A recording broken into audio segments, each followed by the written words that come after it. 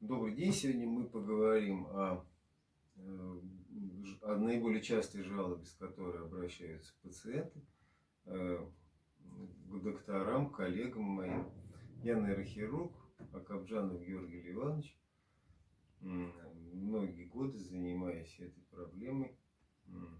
Ну, таким образом, на сегодняшний день мы видим, что болями в спине занимается довольно много коллег из разных отраслей, остеопатов, мануальных терапевтов, народная медицина, боли разные устраняются разными способами, в том числе и в той или иной степени агрессивными. Ну, доктор любой, в принципе, может сделать, например, блокаду, ввести анестетик для того, чтобы облегчить страдания пациента. Но в какой-то момент пациенты обращаются к нейрохирургу.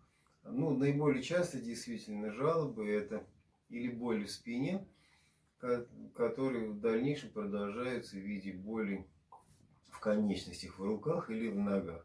Ну, наибольшее количество пациентов, конечно, жалобами на боли в пояснице, в пояснично-крестцовом отделе и с болями, которые потом сразу или постепенно переходят на ту или на левую или правую конечность, сопровождаются покалыванием, парестезиями, как мы говорим, онемениями, как пациенты говорят, слабостью в конечностях, выпадают иной раз те или иные функции. Пациент практически становится инвалидизирован. Некоторые пациенты с трудом встают с постели. И вот если в этой ситуации нам не удается коллегам моим помочь какими-то более щадящими, что ли, более консервативными методами, пациенты начинают искать специалистов, которые могут выполнить операцию.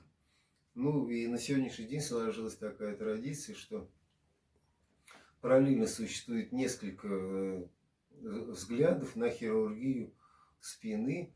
И мы сегодня не будем обсуждать разные виды операций. Мы два слова можем сказать о той традиции, которой придерживаюсь я. Ну, последние годы, наверное, с 2016, с конца 2016 года я полностью переключился на эндоскопические операции в силу того, что они наименее, как мне казалось и кажется, щадящие, менее травматичные для больного пациента, для больного. И, по сути, большую проблему мы можем попытаться выполнить наиболее щадящим способом. Собственно говоря, суть операции достаточно проста. Мы к больному месту подходим под навигацией, устанавливаем в зоне конфликта корешка и грыжи эндоскоп, который позволяет нам выполнять достаточно большой объем манипуляций вокруг корешка с целью его освобождения. Операция может длиться от 40 минут и до 2,5 часов. Ну, среднее время операции где-то чуть меньше 2 часов с учетом укладывания пациента, с учетом подготовительного периода и выхода из медикаментозного сна. Ну да, все операции, большинство операций все-таки выполняется, ну, вот в нашей клинике, выполняется под общим наркозом. Ну, есть и другие подходы, есть и возможно выполнение этих операций под локальной какой-то анестезии. Но пока так сложилось, что первые сотни пациентов были прооперированы именно под общим наркозом. И пока я придерживаюсь этой позиции, хотя, наверное, ее можно пересмотреть, если на то будет как бы, ну, прямо вот такое вот отчетливое или пожелание пациента, или какие-то, если есть у нас противопоказания. В этой ситуации мы можем, конечно же, выполнить операцию под местной анестезией. Но я бы пока это тоже не стал бы обсуждать. Ну, если вот упростить, проблему, то типичный пациент, это, как правило, это все-таки относительно молодые люди, от 25 до 55 лет, которые после каких-то определенных провокаций получили боль в поясничном отделе позвоночника, которая спустя какое-то время перешла в конечность.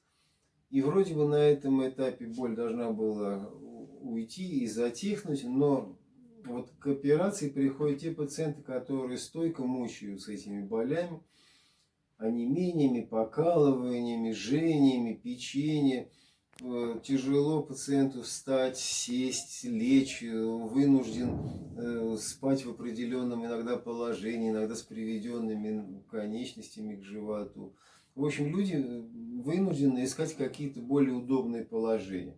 Ну, когда это длится больше недели, 10 дней, больше 2 недель, пациенту можно предложить выполнить все-таки МРТ пояснично-крестцового отдела, ну или шейного, в зависимости от того, где доктор подозревает проблему, где доктор подозревает конфликт. После этого, безусловно, пациента нужно посмотреть, желательно еще и перед исследованием, для того, чтобы все-таки определиться точно с тем местом, которое нужно исследовать. И если мы видим очевидный конфликт между корешком и, ну скажем, грыжей, мы сейчас будем говорить только о грыже, то в этой ситуации можно подумать о том, чтобы подойти к больному месту наиболее щадящим способом, по наименее травматичной, наиболее щадящей траектории и просто уменьшить, вот если мы посмотрим вот на эту зону, я не знаю, удастся посмотреть крупным планом, то мы можем увидеть, ну это понятно, что это муляж, но тем не менее мы видим желтый корешок, и мы видим вот это вот выбухание, которое здесь красным обозначено. Если мы объем этого выбухания каким-то образом уменьшим, ну допустим, зайдя вот под этой траекторией, и мы уменьшим конфликт корешка и вот этого выбухания, которое, ну понятно, что это грыжа межпозвонкового диска, то мы получим эффект, который позволит пациенту буквально в первые же часы после операции начать активизацию, встать, ходить, за собой ухаживать. И таких пациентов на сегодняшний день уже сотни, которые прооперированы вот по такой методике. Практически понятие реабилитационный период в данной ситуации мы можем свести к нескольким часам после операции. Понятное дело, что если наш пациент пришел с довольно серьезными неврологическими проблемами, выпадениями функций двигательных и чувствительных, то, наверное, ему понадобится какое-то время. Ну, все зависит от тяжести состояния больного. Если суммировать то, о чем мы вот сегодня и сейчас говорим, то, по сути, мы говорим о том, что есть достаточно щадящая, интересная методика, которая набирает ну, я не хотел говорить обороты, но, во всяком случае, количество оперированных пациентов становится значительно больше. С 1996 года первые операции были выполнены в разных странах. В Японии, в Германии, в Соединенных Штатах. Но это были единичные операции, они измерялись суммарно. Суммарно во всех клиниках было выполнено не более 100 операций в год, а по сути каждый нейрохирург имел опыт в виде нескольких операций. Но с годами количество пациентов увеличивалось. Сложности, безусловно, в хирургических подходах здесь есть. Это новая технология. Есть такое понятие, все-таки кривая обучаемости. Она здесь тоже присутствует, как и во всех видах любой хирургии, любых видов операций. Понятно, что здесь хирург, который начинает такой вид хирургии, ему понадобится какое-то время для того, чтобы освоиться и с оборудованием, и с видами подходов. Ну и, собственно говоря, по сути, нарабатывать нужно свой личный персональный опыт. Ну, а проблема достаточно широкая, если будет на то спрос, и если будут какие-то вопросы, мы можем их обсуждать практически бесконечно и довольно долго. Все зависит от того, насколько эта проблема интересна. Ну, наверное, пока все. Можете писать какие-то комментарии, пожелания. Если их Подписывайтесь, будет достаточно много, я буду подписывайтесь на отвечать. канал YouTube.